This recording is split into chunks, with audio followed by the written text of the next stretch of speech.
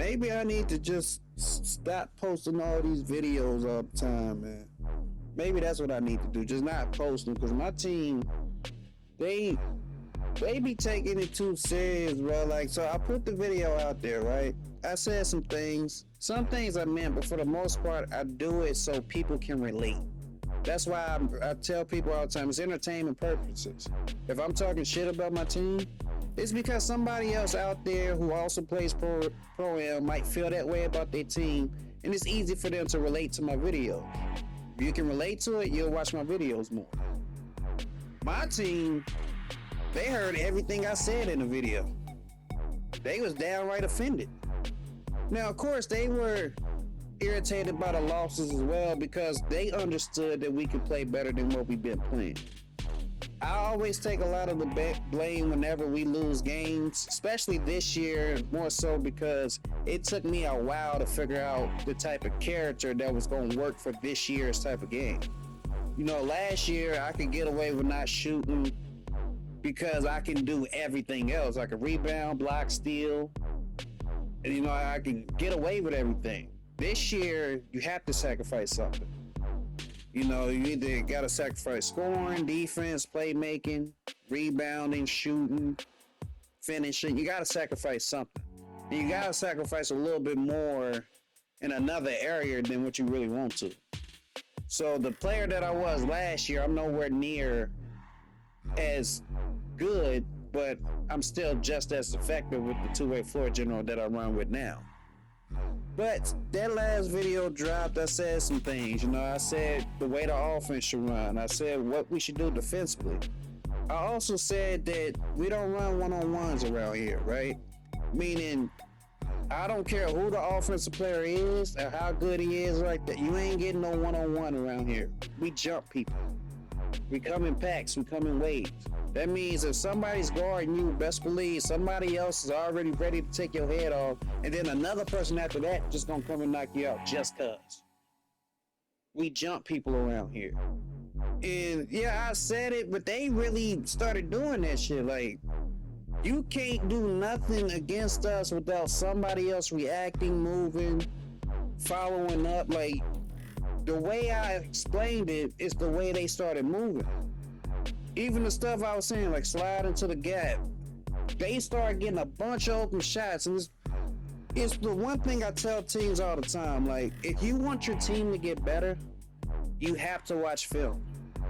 Now, I can say whatever in the video. It doesn't really matter. I say things so people can relate to the video. Other teams that might have a similar situation or hear something I said that might resonate with them, that's why I say things in the video. It's not personal. It's just so that more viewers can engage with me and watch my content and understand what I'm saying. My teammates heard every single word. They received it.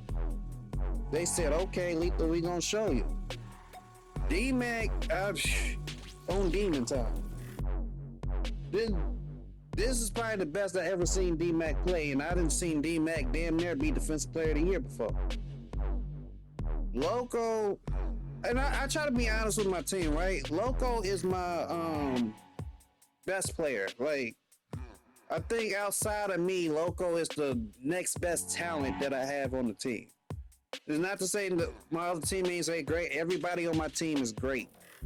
But I always look at talent for what it is. It's like, okay, what all can he do?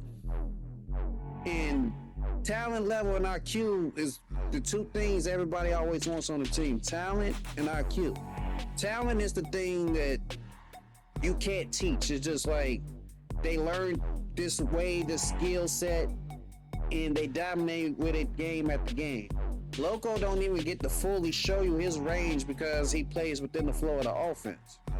And I know this about Loco. I know what he's capable of, the shots he can make, plays he can make. And that's why I always try to tell him, like, Loco, it's hard for me to even tell you some things sometimes because I know how great you are.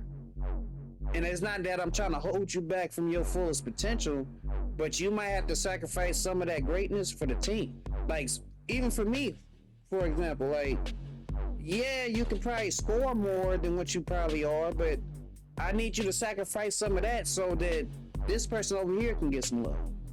And it's hard to explain that to somebody that's so good. It's hard to be that good and still sacrifice. Like, I tell my team all the time, I never make a build for me. You know, there's honestly, if I wanted to make a build that can go down there and score every time, or if anybody on my team for that matter wanted to do that, we could. It's not necessarily hard. You make a purely offensive heavy something, no matter what the position is if you wanted to. But it's about the team and the way the team is structured, the way everything is supposed to come together. You know, probably the highest IQ I see on the team is Strat or Jamaica.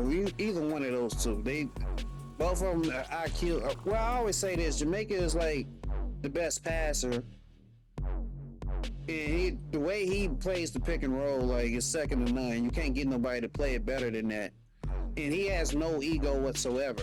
The only thing he got to work on is that anger management thing when he missing shots, because it's like you too good for that. You doing everything else great. You getting mad about a missed shot. Like, come on, I need you to stick with that IQ that you got. But Strap, he knows everything that's about to happen before it happens. He knows when to bait. He knows when to stay solid. He knows when to rotate. He knows when to shoot, when not to shoot. He knows when to cut. Like, IQ second to none.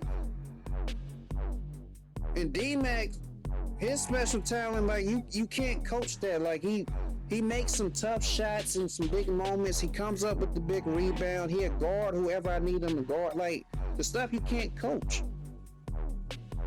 The talent out of this world. So, like, it's hard to get all this talent on the same team and sometimes just get them to just lock into the team thing, because individually they're all great. Even when I met them, I put them on the team for one reason or another. It is my job to make all this talent work. The times you've seen us win one, lose one, the way we was, it's because the talent didn't want to work hard anymore. We had figured it out. And that's the main thing I was saying in the last video. Like, we was overthinking because I had already figured everything out. And what happened is we stopped doing the little things. Stop boxing out to help teammate get a rebound. Stop rotating over to help stop on the defensive play. Wasn't sliding into the gap to get these open shots. Like, that's what was going on. Just a bunch of small stuff that we know. Like, the guys know the stuff I was saying. It's just we wasn't doing it. So whenever you see our offense look stagnant, like we can't find an opening, it's because we're not doing something small. Whenever teams are just constantly scoring or constantly getting threes on it, it's because we're not doing something small. And I kept seeing it video after video, game after game, and it got to the point where it was like, what are we doing? And they come and responding like this. It's like, okay, I hear you. But the problem is, like, I can't just, like, once I see greatness like this, I have to see it again and again and again and again. I have to continuously see greatness. If we're not going to be great and we were just going to be sorry and we just suck, I could have lived with that if that's all I ever saw. If I never saw them be great before in my life, I could have lived with that. But like I said, we're talking about a team that won a championship together. Matter of fact, like I said, Savage was on the team. Goose wasn't there at the time, but all 5 of these guys that I'm playing with right now were on the championship roster. So for all of us that had played together and we losing some of the easiest games, like, I'm just being honest with you. The teams, I'm not saying they wasn't good. They had great records. But realistically, how good are a lot of those teams? Like, they probably beating each other. For the teams that got like that 90 wins, 20 loss record, those are really good teams, really experienced teams. But a lot of their concepts are still the same concept, whether it's pick and roll, 5 out. All their concepts and movements is all the same. It ain't changed. Like, it's still basketball, it's still 2K at the end of the day. And that's the part that I was talking about us as a team. Is like we're losing And we was in every game. Like, we losing by like 2-3 points every game. But the loss itself is like, why are we in that position to begin with when we could have had like an 8-point lead if we just stay focused for this small stretch of a game? We get out 6 points. Why are we giving up 3s? You know, little stuff. You know, I never try to knock somebody's talent. You know, you go against most of these point guards, they're all talented. They all can drop 30 points, get 10 assists. They're all talented. It's very hard to guard them. It's very hard to stay in front of them. It's very hard to communicate together as a team and try to stop them. So I never try to make it seem like, oh, team was so trash, how could we ever really lose to them? I just look at the course of a game. And if we do everything we're supposed to in the course of a game, there's no way that we should lose some of these games that we have been losing. Now, you see this game right here, like I said, both teams running 5 out. It's tied at halftime, but realistically, if you're just watching the game, we have all the momentum. Everything that we're doing is favoring us to the point, eventually, if we just keep doing what we're doing, we're going to get out to a nice little comfortable lead, and then we won't be forced to play from behind to try to win the game. And that's all I ever really ask. Like, if a team going to beat us, let them be better than us, meaning their execution is better, their defensive rotations is perfect, and they got somebody that's just lights out. Like, he come out there and made 7 wide open 3s off the pick and roll because we can't get the rotations down. You know, we lose to that, I'm fine. Can't beat that. I mean, shit, you can't beat everybody any goddamn way. But if we can apply a little bit of pressure to most of these teams, just a little bit, see what the score is going into the fourth quarter with like 2.5 minutes left. Right? That's what I be talking about. If we execute the way we're supposed to, when we get to that time, we should probably have about 7-8 point leads. So even if the momentum shifts, because momentum is very big in 2K, even if the momentum shifts, we still should have an opportunity to be up 5, 6, 7 points in those moments, to the point where even when they have the momentum and try to come back, it's just that they're just trying to come back. And at that point, 1 or 2 shots puts the game away anyway.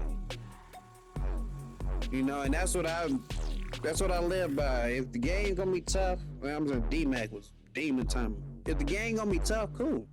We can play a grit grind game. We can play a game where we blow you out. We can even do the whole thing where we come back, which I try to avoid, but it happens. It's basketball. But the one thing I don't want to do is just roll over and just die, bro. I'm telling you, when we was win one, lose one, we was dying. Not because, like I said, it wasn't that the team wasn't good that we was playing against. It's the fact that I knew we could play better.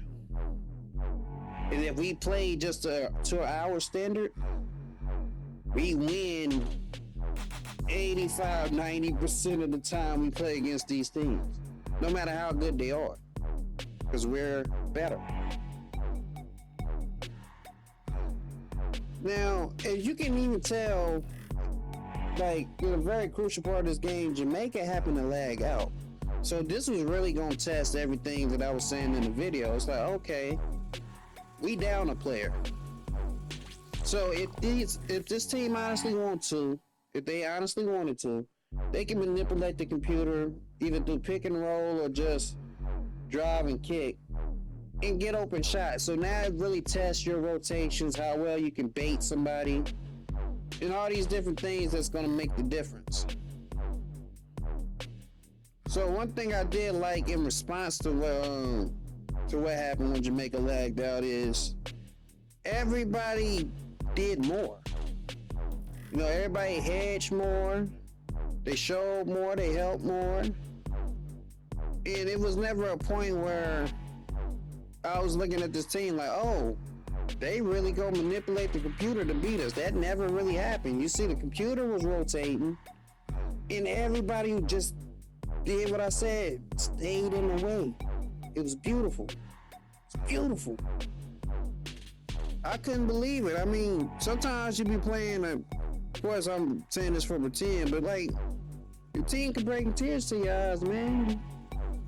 You say things out of emotion, the team responds out of emotion, and this be the result. And it's crazy to think that sometimes saying the right words or being the right way can make that much of a difference.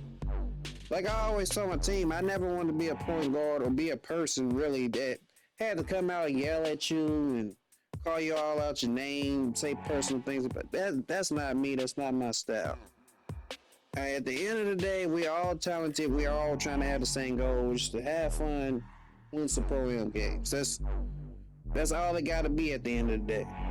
And if we all just lock in just a little bit more, we can have a lot more fun laughing about the game, laughing about the dumb stuff that come with it, as opposed to yelling at each other, wanting to get off early, damn near be ready to throw the controller through the wall, through the neighbor's wall, through your neighborhood's wall. Like, it should never make you that mad. It don't take all that.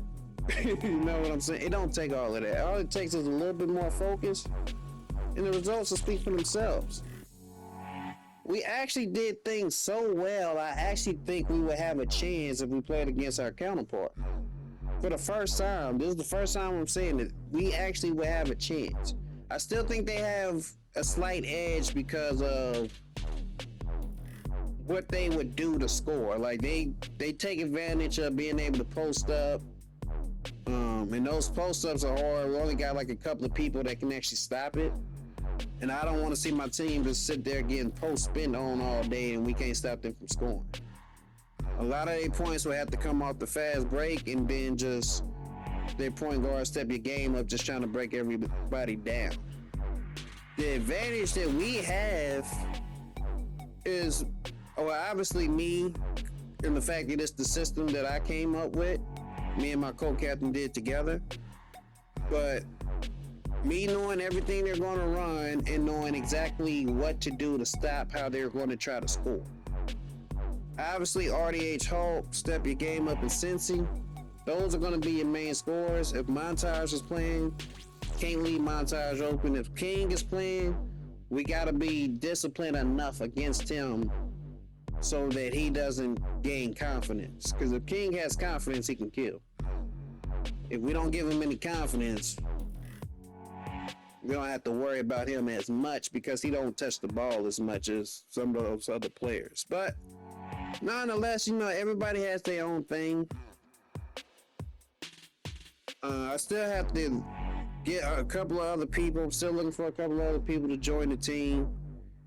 Just so, like, whenever somebody isn't available, we'll have more people to play. And I want to keep doing it like that, even if I have to keep branching off year after year.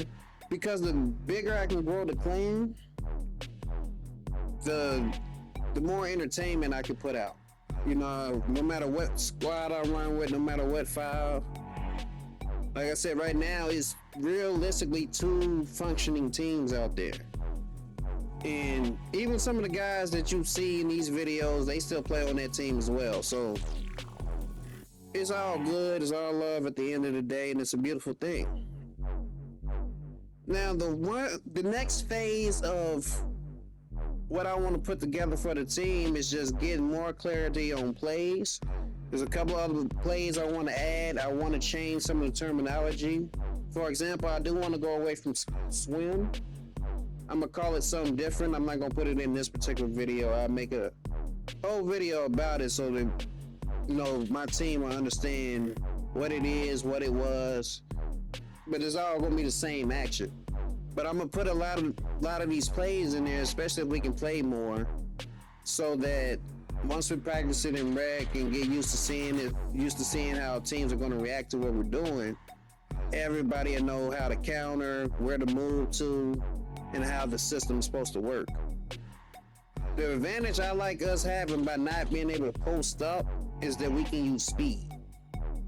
And speed is very hard to stop in this game. That's the one reason why my two-way forward general is so tough, in my opinion. Because that 90 ball handle with like that 82 speed with ball, very tough to keep up with, very tough to stop, getting downhill. And yeah, no, we can't beat you with the post up, the post spin, and stuff that I would normally do. But at the same time, if people ever pay attention to it, it moves very slow, right? The one thing my team is going to have to get used to, especially once we do finally play these guys, is the fact that they already do the stuff that I'm saying as far as like moving. They run ace repeatedly, so it's like multiple people trying to cut back door.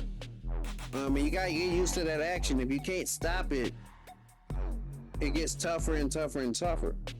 If they can pick out a mismatch, they're gonna pick it out. Me personally, I'm not too worried about. Realistically, I'm not worried about how they're gonna score.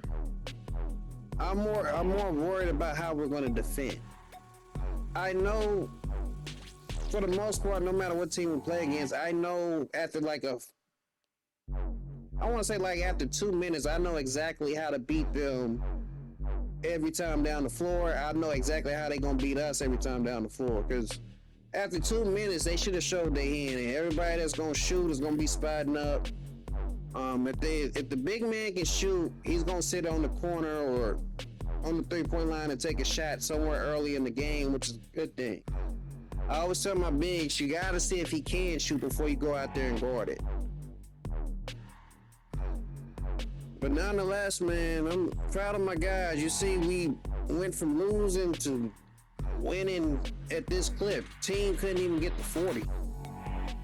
That's a testament to them just locking in. When I say no one-on-ones, there's no one-on-ones. Like, my whole team beating your entire ass around here, and you ain't gonna have nobody to help you.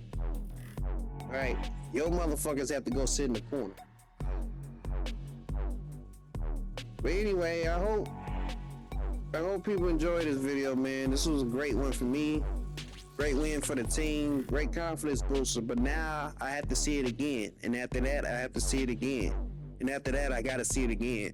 Can we be consistent doing this? If we can be consistent, let's match up and see how consistent it is. And if that's good, fuck it. Might as well start the league early. It's been Lethal. I'll catch y'all on the next one. I'm out.